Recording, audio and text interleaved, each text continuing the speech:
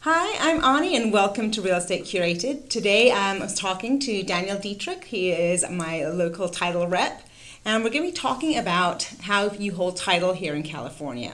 Now, Daniel, what are the most common ways in which title is held on property here in California? Well, California gives you lots of options. Number one, we have community property, which a lot of people that are married do. There's also something called community property with the right of survivorship. Okay. We also have joint tenancy, tenancy in common, as well as family trusts. So these are typical ways that residential owners hold title. All right, fantastic. So what do you think is the most beneficial way to hold title? Well, that really depends. Everyone's situation is going to be different, Ani. So give me an example of a client that you're considering. Well, okay, I have a couple clients. They're younger, they're not married, but they do want to buy and they're going to buy together. They both have pretty solid careers, but they don't necessarily have an intention to get married at the moment. So what would the best situation be for them? So, once again, I would always say to refer to their CPA or attorney to get advice, but let's play out a scenario. Okay. So let's say that in this situation, one of the two people's parents, or that they had the majority of the down payment. Now, they're not married. And if they were to take title, let's say, as joint tenancy, and let's say it's her, she puts down, or him, it doesn't really matter, but that they put down $200,000. Well, God forbid it didn't work out, and they decide they need to sell the house. A lot of people, because they made that choice on holding title, those proceeds would be split 50-50. Okay.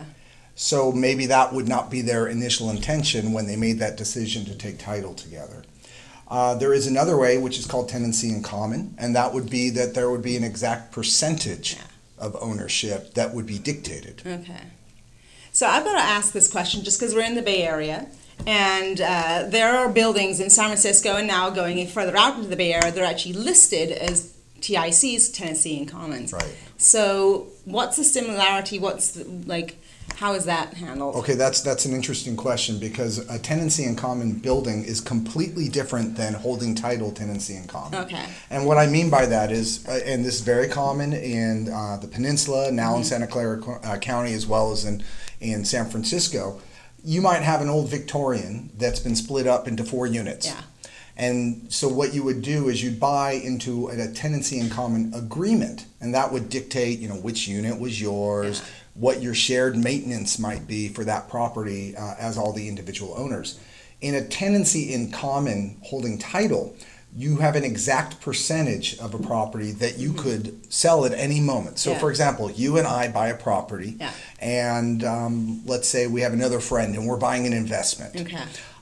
You have all the money. Right, so you have sounds good, right? So you're putting down 50% of the investment. I'm putting in 25%, and our other friend is putting 25%.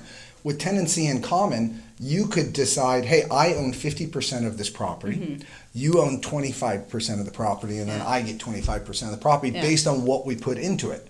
So you can see, depending on how you enter into a real estate transaction, it may vary drastically how you should consider holding title. So it can be very confusing without the right professional help. Okay, well, thank you so much for your time, Daniel. My pleasure. It's been very useful. So if you guys have any questions about title, please feel free to reach out to me. I have a great asset here in Daniel, and I'd love to hear from you. So have a lovely day. Bye-bye.